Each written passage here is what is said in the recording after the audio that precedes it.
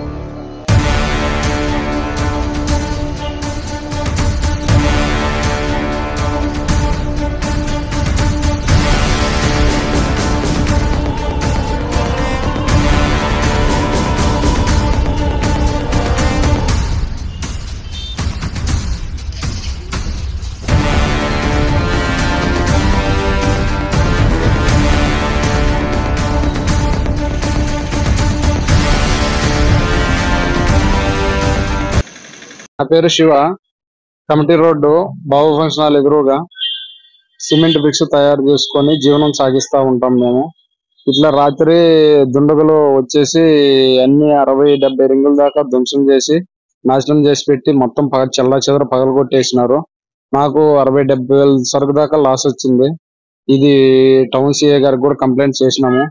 Police complaint కూడా ఇచ్చినాము. Police వాళ్ళు కూడా వచ్చి చూసిపోయి ఇది కంప్లైంట్ చేస్తాను అని చెప్పి వచ్చి చెప్పిపోయినారు. ఇది కూడా మొత్తం నాకు 60-70 వేల సరుకు దాకా లాస్ చేసినారు.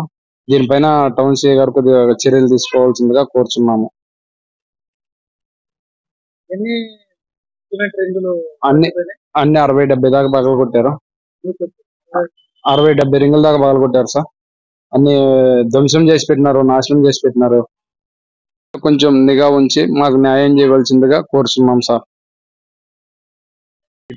ఇట్లా చేస్తే మాకు రేయి కూడా పండుకోనికి భయం వేసి ప్రాణహాని ఉందని భయపడుతున్నాం సార్. మేము కూడా ఇట్లా చేస్తే ఇట్లా ఇప్పుడు ఎన్నడూ లేదు.